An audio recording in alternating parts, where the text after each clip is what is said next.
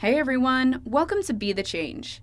My name is Lily Mott, and today I'm going to be talking about how change comes when you never change your authenticity for approval. Kellyanna Brooking is a political strategist, youth campaign advisor, the host of the show A Few Words, and a Turning Point ambassador and hub president. I got to talk with Kellyanna about all of these different roles she plays, so without further ado, let's get started with this episode featuring Kellyanna Brooking.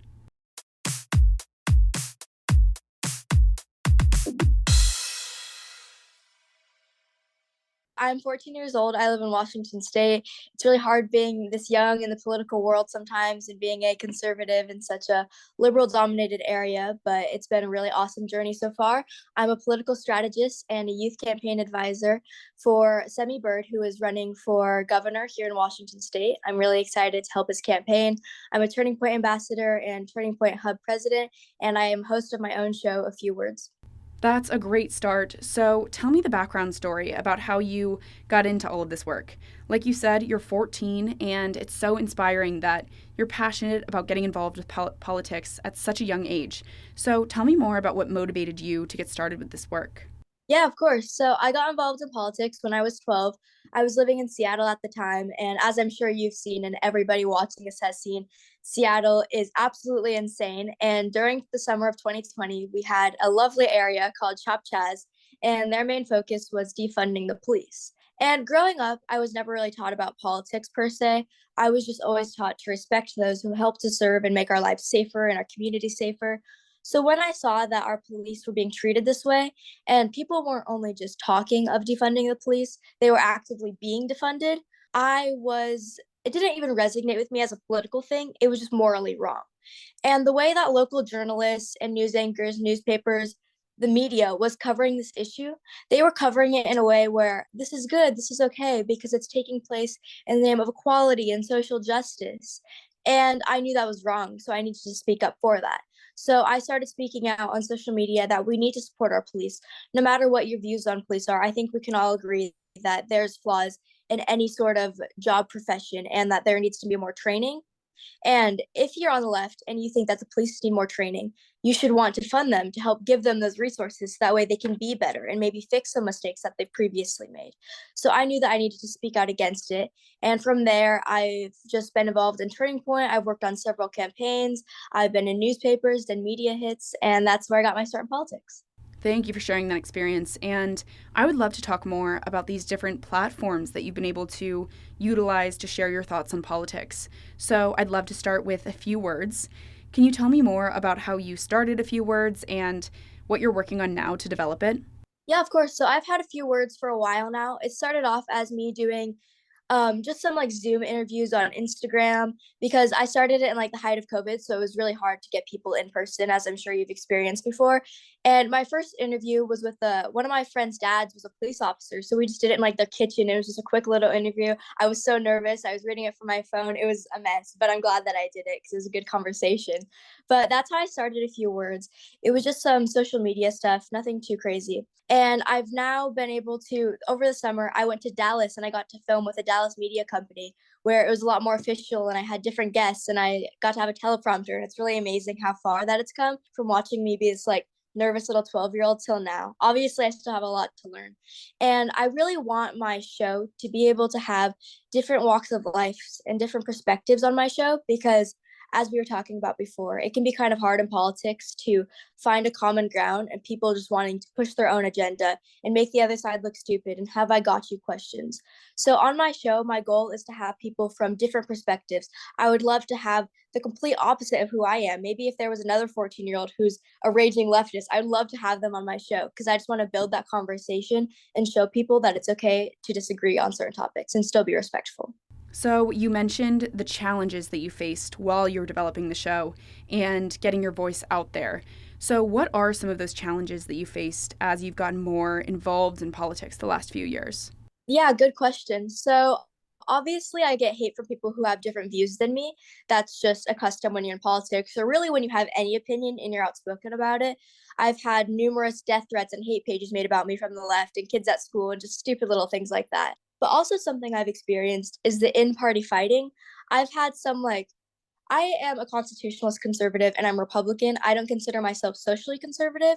And I think a lot of people get that kind of confused and mixed up sometimes because I have people comment on what I'm wearing all the time. I went to the Capitol, the Washington Capitol the other day, and I took some pictures and I was wearing a skirt. And I've had so many old school conservatives comment on my thing like, your skirt is too short, blah, blah, blah, all this, and just calling me a fake conservative when really that's not the case. And it's just really irritating. And something with my age too. I think people look down on me a lot and they think that I have no idea what I'm talking about. And it's okay to try to manipulate me and talk to me like I'm this little kid that has no idea what I'm doing. People tell me all the time, I'm just a talking point. I'm just this, I'm just that, when that's absolutely not the case. And I think it's a shame that people will look down on the younger generation and think that they have no idea what they're talking about, because I know for a fact I know what I'm talking about. And it's really disheartening that people don't even want to have a conversation anymore. And there has been a lot of challenges and it can be very overwhelming at times, especially when I first got involved in politics. I was absolutely heartbroken over one person like commenting like just something stupid. Like that used to really tear me up. And I've realized that it really doesn't matter what people think of you anymore, because once you stop thinking and caring about what other people care about, what other people think about you, it's really freeing. And I think another thing is you have to have the courage to be disliked no matter what your political views are. When you speak out about any opinion, people aren't going to like you, but when people don't like you, you don't have to care, and that's what I've realized. That's such an important point for everyone to keep in mind, especially people who are public facing and doing advocacy or activism work. So, you're becoming a voice for young conservatives through your work with A Few Words and with Turning Point. And what are some of the issues that you are most passionate about? And kind of a two-part question here. What are some of the issues that you think are going to impact Gen Z the most into the future? Yeah, that's a great question. So I feel like oftentimes with the younger generation, they'll just see something on social media and run with that. They'll get their news source from TikTok or see something stupid, and then that's their main source of news. This is facts. If you disagree, you're wrong. And I think that's the case with a lot of different people from different sides of the aisle. And I think that I really want my goal with my show, my goal with my youth campaign advisor role, my main goal with my platform and politics as of now is to just get younger people to, I don't want everybody to think the same as me. I just want people to think in general. And even if that's the complete opposite of what I'm saying, I just really want people to have their own views and not be sheep to anybody. And I think that oftentimes the younger generation will look at policy and politics and it will be deemed as boring or a future issue. Like, I'm only this age. I don't need to worry about that until I can vote, or to, they just make excuses for certain things. And I think that a perfect example of that would be the border. I think that people will think about the border and they'll be like, oh, that's just a future issue because I don't live in this state or that state. When really things like that can affect our day to day lives. As we've seen with policy, politics affect us with gas prices, schools, shopping, money, everything. And I just really want the youth to not view policy as boring. And that's one of my things with my youth campaign advisor role. I really want the younger generation to realize that they do have a voice and they can make an impact for future voters and for themselves. I think it's so important for people to do that fact checking of their information and, like you said, really try to learn about politics and dig deeper into the issues that they may see on social media or even on the news. It's important to do that research, and it's important for people to care, like you said. So, switching gears a bit, what is some of the best advice that you've gotten through your work in politics? You've been doing this work for a few years now, so is there any advice or words of wisdom that you've gotten that have really stuck with you? Yes, so never change your authenticity for approval. Somebody said that to me, and that really stuck with me. That's like my favorite quote ever because, as I was saying before, you have to have the courage to be disliked when you're speaking out about something that you're passionate about. Because no matter what you say, somebody's going to be a hater and somebody's going to find some way to bring you down. And also, what I've realized is when people no longer have a good argument against what you're saying, usually with politics for me. If they don't have a good argument against me anymore, they go for personal attacks. Like, you're ugly, I hate the way you dress, you do this wrong, you do that wrong. They just find personal attacks. So once they start doing that, you realize that you've won the argument. And I think that when you're in the world of politics or when you're doing anything, it can be very hard when people don't like you, because it's in our human nature. We want people to like us. We want to be accepted so badly. And especially when you're a teenager, that can mean changing yourself that you don't even recognize yourself anymore just so that people will like you and give you some sort of instant gratification. But you really need to learn that you should be doing what you're doing for you and really just making yourself happy, because at the end of the day, it really does not matter what people think. And that's how I try to live my life, because it really does not matter what other people think of you. That's great advice, and I think it's so important to keep in mind when you're doing this work. So, I have one more question for you. Lots of young people, especially college students and high school students, want to create change, but they may not know where to get started with that work.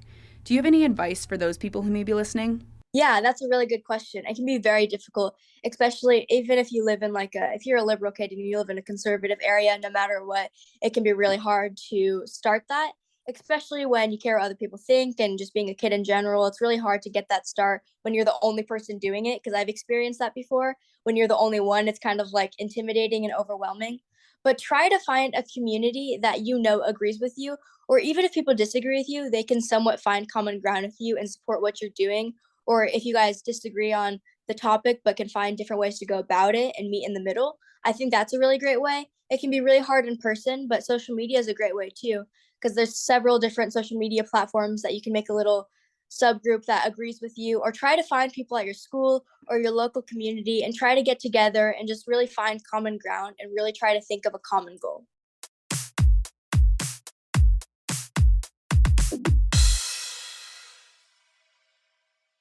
I really enjoyed talking with Kellyanna, and I think she brought up some great points about how important it is to learn about politics and get involved in government in any way you can, because it really impacts our lives in so many ways. The advice that really stuck with me after this conversation was about how you should never change your authenticity for approval. I think this is so important to remember with change making, because the work that you're doing may not be cool or popular with everyone, but that shouldn't matter. Kellyanna said she gets a lot of backlash for the work she's doing, but she believes in it, and she's not going to change that work for the approval of the critics around her.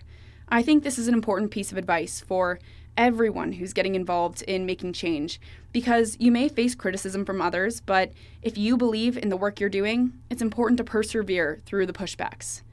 Kellyanna started this work at such a young age and has continued to develop her political platform, and I think her story is an example of how change comes when you never change your authenticity for approval.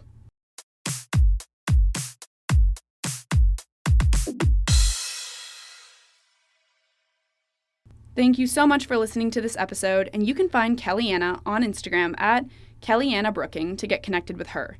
If you want to talk about anything I mentioned, please reach out to me by email at lily@bethechangepodcast.org or on Instagram at bethechangepodcast. Tune in for my next episode, but until then, be the change you wish to see in the world. Bye, guys.